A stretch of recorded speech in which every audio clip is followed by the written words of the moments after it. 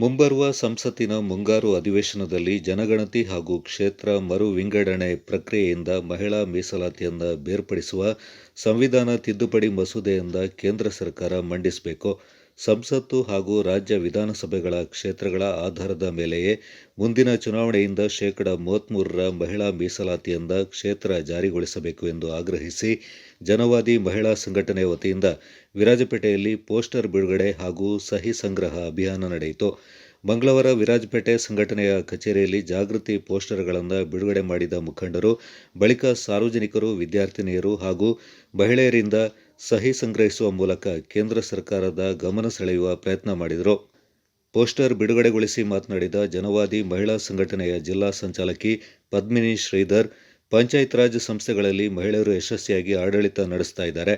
ಆದರೆ ಶಾಸನಸಭೆ ಮತ್ತು ಸಂಸತ್ತಿನಲ್ಲಿ ಮಹಿಳೆಯರ ಪ್ರಾತಿನಿಧ್ಯ ಇಂದಿಗೂ ತುಂಬಾ ಕಡಿಮೆ ಇದೆ ಎಂದರು. ವಿರಾಜಪೇಟೆ ತಾಲೂಕಿನಲ್ಲಿ ನಾವು ಇವತ್ತು ಈ ಒಂದು ಕಾರ್ಯಕ್ರಮವನ್ನು ಹಮ್ಮಿಕೊಂಡಿದ್ದೇವೆ.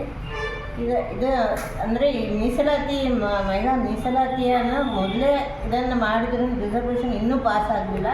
ಅದನ್ನು ನಾವು ಜನವಾದಿ ಮಹಿಳಾ ಸಂಘಟನೆಯವರು ಉಳಿದ ಎಲ್ಲ ಮಹಿಳಾ ಸಂಘಟನೆಗಳು ಎಲ್ಲರೂ ಸೇರಿ ನಾವು ಇದನ್ನು ಈ ಮುಂಬರುವ ಸಂಸತ್ ಭವನದ ಅಧಿವೇಶನ ನಡೀತಾ ಇದೆ. ಇನ್ನು ಮುಂದೆ ಮಳೆಗಾಲದ ಅಧಿವೇಶನ ಬರುತ್ತಾ ಇದೆ. ಪಾರ್ಲಿಮೆಂಟಲ್ಲಿ ಇದನ್ನು ಪಾಸ್ ಮಾಡಲೇಬೇಕು ಅಂತೇಳಿ ಒತ್ತಾಯಪೂರ್ವಕವಾಗಿ ನಾವು ಅದನ್ನು ಒತ್ತಾಯವನ್ನು ಮಾಡ್ತಾ ಇದ್ದೇವೆ. ಅದೇ ರೀತಿ ಅದರ ಭಾಗವಾಗಿ ಇವತ್ತು ಸಹಿ ಸಂಗ್ರಹ ಮಾಡಿ ಇವತ್ತು ದೆಹಲಿಯಲ್ಲಿ ರಾಜಭವನ ಚಲೋವನ್ನು ನಡೆಸ್ತಾ ಇದ್ದಾರೆ. ನಮ್ಮ ಅಲ್ಲಿ ದೆಹಲಿಯಲ್ಲಿ ಹೆಚ್ಚಿನ ಮಳೆ ಬರ್ತಾ ಇದ್ದರೂ ಕೂಡ ಅಲ್ಲಿ ಏನೂ ಲೆಕ್ಕಿಸದೆ ಅವರು ಆ ಒಂದು ಜನವಾದಿ ಮಹಿಳಾ ಸಂಘಟನೆ ಪೋಸ್ಟ್ಗಳನ್ನು ಇಟ್ಕೊಂಡು ಅವರೊಂದು ಈ ಒಂದು ಹೋರಾಟವನ್ನು ಮಾಡ್ತಾ ಇದ್ದಾರೆ. ಆ ರೀತಿಯಲ್ಲಿ ಒಂದು ಮಹಿಳಾ ಮೀಸಲಾತಿಯನ್ನು ಜಾರಿಗೊಳಿಸಬೇಕು ಅಂತ ಏಕೆಂದರೆ ಮಹಿಳೆಯರು ಇವತ್ತು ಎಲ್ಲ ರಂಗದಲ್ಲಿ ಹಿಂದುಳಿದಿದ್ದಾರೆ. ಪಾರ್ಲಿಮೆಂಟ್ ಇದು ಲೋಕಸಭೆಗೆ ಚುನಾಯಿತರಾಗಬೇಕಾದ್ರೂ ಮಹಿಳೆಯರ ಸಂಖ್ಯೆ ಅಲ್ಲಿ ಕಡಿಮೆ ಇದೆ.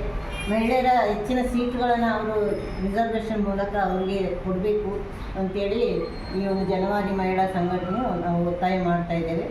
ಮುಂದೆ ಕೂಡ ಈ ಮಹಿಳೆಯರಿಗೆ ಏನೆಲ್ಲ ಇದು ಬರಬೇಕು ಈ ಮೀಸಲಾತಿಯಿಂದ ಅದನ್ನು ಮುಂದೆ ನಾವು ಪಾಸ್ ಮಾಡಬೇಕು ಅಂತೇಳಿ ಈ ಒಂದು ಅಧಿವೇಶನವನ್ನು ನಾವು ಜಾರಿಗೊಳಿಸಬೇಕು ಅಂತೇಳಿ ಒತ್ತಾಯಪೂರ್ವಕವಾಗಿ ನಾವು ಜನವಾದಿ ಮಹಿಳಾ